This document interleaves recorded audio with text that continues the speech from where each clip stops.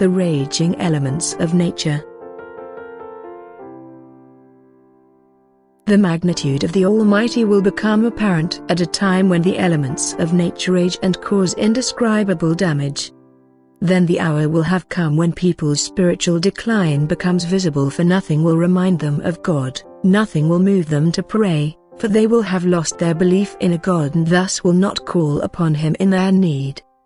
Hence humanity cannot stay on earth any longer, for it fails to consider its actual purpose of earthly life and only contributes towards destroying the faith of the few people who are not yet entirely estranged from God, causing them to abandon God as well.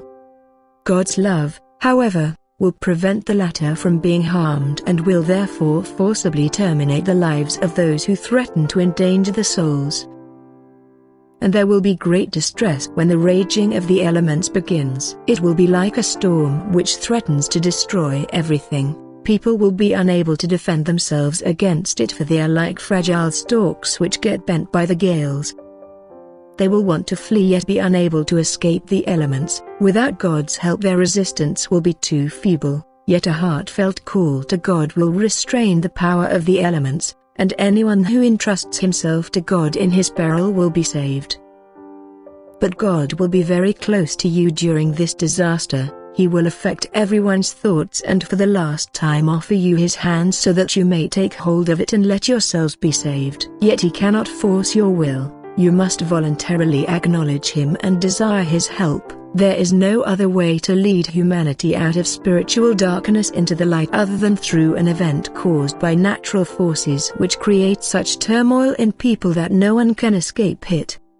Confronted by these natural elements, they will have to recognize their helplessness. They will have to lose all other help so that they realize the end of their physical life. Only then will there be a slight prospect that they will remember the Lord who is entitled to all power and who controls heaven and earth. God's living creations separated themselves from Him and have remained separate from God for an infinitely long time, yet a moment of extreme crisis and danger can bridge this separation.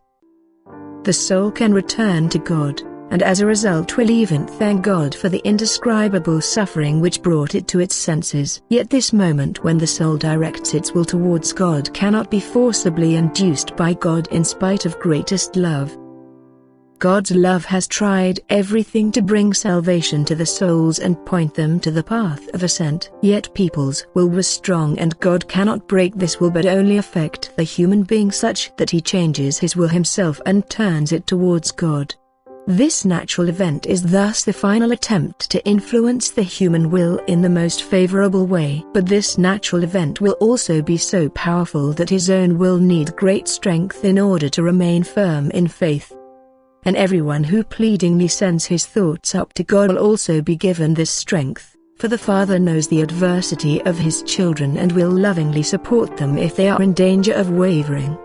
For His kingdom on earth shall remain, and extensive work will have to be carried out in order to proclaim the divine kingdom to those who had found God and desire His word.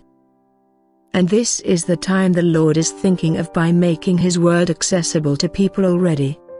The seed shall fall onto good ground and yield rich fruit on the field which the Lord first wants to purge from all weeds. Amen.